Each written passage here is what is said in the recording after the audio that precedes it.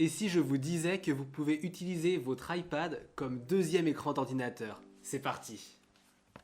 En fait, Apple Sidecar, c'est présent nativement sur tous les Mac et ça va permettre plein de choses. Le plus important, c'est que vous pouvez soit dupliquer votre écran, soit ajouter en fait l'iPad comme écran supplémentaire avec le support du stylet. C'est vraiment le genre de truc qui peut vous faciliter le travail au quotidien en ajoutant un tout petit peu de confort. Alors pourquoi est-ce que vous devriez l'utiliser? Déjà, premier cas, vous avez déjà un iPad, et bah vous n'avez pas acheté un nouvel écran, vous mettez juste votre iPad à côté, vous le connectez, et le plus sympa c'est qu'avec Universal Control, et bah votre souris et votre clavier, ils sont connectés aux deux en même temps, donc ils peuvent juste se switcher d'une fenêtre à l'autre sans latence, c'est un plaisir. Donc pour un setup à plusieurs écrans, déjà c'est check, c'est super pratique. Que vous ayez juste un seul écran de base, le fait de le rajouter et le mettre où vous voulez, bah c'est super pratique. Mais même si vous avez déjà un multiscreen, le fait d'en avoir un en plus qui est tactile, donc qui va vous permettre d'utiliser le stylet sur des applications qui ne sont pas pensées pour ça à la base, et bah c'est vraiment un petit plus que vous ne pouvez pas négliger. En plus, c'est quand même plus intéressant d'avoir un iPad qui fait encore du tactile parce que sinon ce serait juste un écran externe, donc heureusement que c'est implémenté. Par contre, petit disclaimer, on peut pas utiliser les doigts sur l'iPad quand il est en écran externe, on peut que utiliser le pencil. Voilà, un choix bizarre mais compréhensible. Le deuxième cas de figure, c'est quand en fait vous voulez utiliser votre Mac mini mais autre part que sur votre bureau, ou alors que comme moi vous n'avez pas de bureau et le Mac mini il est sous la télé. Mais bon, bref. Dans ce cas-là, vous pouvez juste dupliquer votre écran, donc la même copie sur l'un et sur l'autre, et vous balader partout avec votre iPad qui aura donc absolument tout ce que le Mac de base aura. Seul petit truc, dès lors que vous allez éteindre la télé principale, enfin l'écran principal dans votre cas, et bah il va vous demander des petites confirmations à chaque fois. C'est-à-dire que si vous fermez une app ou si vous en ouvrez une autre, il va verrouiller votre iPad, il faudra remettre votre code à chaque fois ou toucher avec le Touch ID ou le Face ID.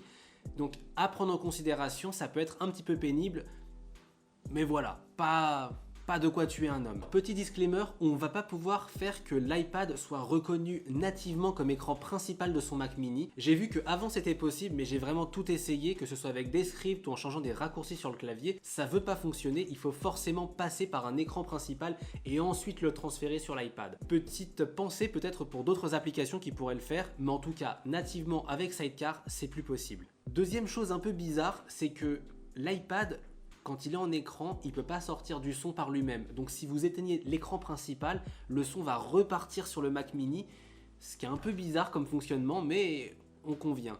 Et donc dans ce cas précis, il vaut mieux mettre des AirPods par exemple ou connecter des enceintes au Mac mini, ça fonctionnera très très bien, mais il faut prendre en considération que le son ne sortira pas directement des enceintes de l'iPad.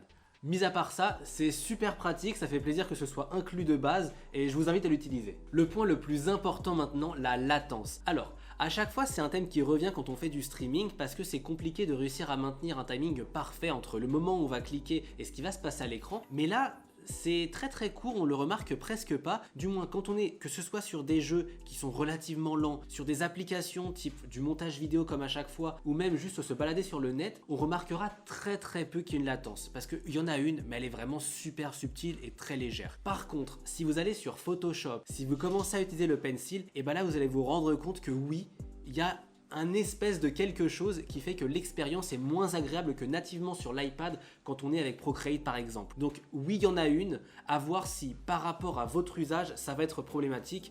Moi je sais que pour ce que je fais, pas de problème majeur.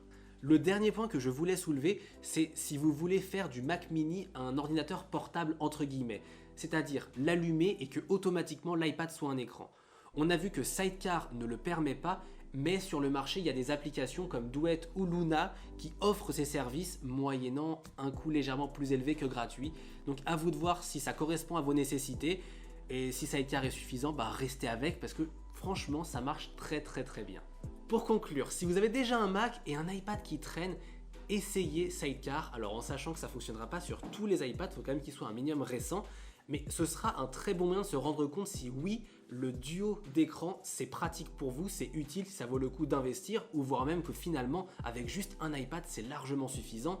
Au pire, vous prenez un petit stand, vous le mettez dessus, ça fera cosy sur le bureau et ce sera très pratique. Si comme moi vous avez et un Mac mini et un iPad, je trouve vraiment que commencer à utiliser Sidecar, ça amplifie complètement la capacité de travailler avec. On peut avoir à la fois la puissance du nouveau Mac mini et la portabilité de l'iPad. Tout ce que l'un ne peut pas faire, et bah grâce à Sidecar, on peut mélanger les deux mondes et je trouve que c'est extrêmement pratique. Bon, c'était Thomas, je vous dis à la prochaine, bye.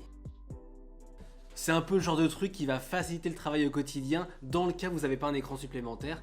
On le rajoute, non c'est de la merde. Essayer Sidecar, c'est un vrai plaisir.